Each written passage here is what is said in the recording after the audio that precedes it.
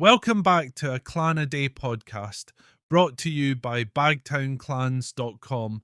I'm your host, Colin MacDonald, and today we're diving into the rich and storied history of Clan MacGillivray. This Highland clan, part of the Clan Chattan Confederation, has a history filled with bravery, loyalty, and resilience that reflects the spirit of Scotland itself. The MacGillivrays trace their origins to the Western Highlands with roots in Morven, Mull, and Lochaber. Before the Norse were driven from the Hebrides by Somerled in the 12th century, the MacGillivrays were already a prominent clan. They belonged to the ancient Seol Gillibride, a confederation that included the Mackintoshes and McMasters. Their name, MacGillivray, meaning son of the servant of St. Bride or son of the freckled lad, hints at their early Christian connections and deep Gaelic heritage. By the late 13th century, the MacGillivrays aligned themselves with Clan Mackintoshes, leaders of the Clan Chattan Confederation. This relationship was formalised when the MacGillivray chief placed himself under the protection of Farquhar Macintosh, the fifth chief of Clan Mackintoshes. From that moment, the MacGillivrays became steadfast supporters of Clan Chattan, their loyalty unshakable through centuries of trials. In the 16th century, the MacGillivrays established their seat at Dunmaglass, east of Inverness. This became the heart of their power and identity, a stronghold surrounded by rugged landscapes and steeped in Highland tradition. In 1626, they secured heritable rights to Dunmaglass from the Campbells of Cawdor, marking a significant milestone in the clan's history. Over time, the MacGillivrays expanded their holdings to include lands like Dalcrombie, Filey, and Largs, enhancing their influence in the region. The MacGillivrays are perhaps best known for their role in the Jacobite Risings, especially during the 45 rebellion.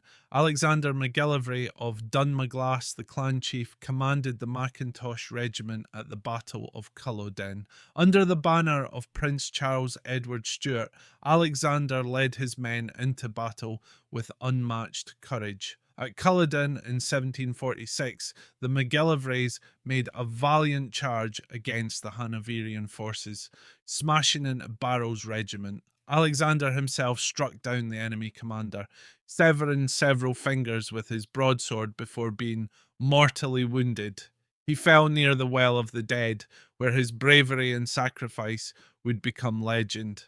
The aftermath of Culloden was devastating for the MacGillivrays.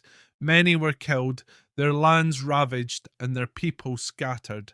Alexander's body was stripped of its finery by Hanoverian soldiers, yet even his enemies noted his striking presence. His body was later retrieved and buried at the Kirk of Petty, a solemn reminder of the clan's sacrifices. Despite these tragedies, the MacGillivrays demonstrated resilience. Alexander's brother William served as a captain in the 89th Regiment fighting in India. Another brother, John, became a merchant in Mobile, Alabama, and supported loyalist causes during the American Revolution, highlighting the clan's adaptability in the face of adversity. One of the most poignant stories from this time is that of Alexander and his fiancée, Elizabeth Campbell, known as the Star on the Hilltop. Elizabeth urged Alexander to lead the Mackintosh regiment at Culloden, sealing his fate. After his death, Elizabeth's grief was so profound that she passed away soon after, a tragic end to a tale of love and loyalty. Though the MacGillivrays lost their ancestral lands in the 19th century, their legacy endures.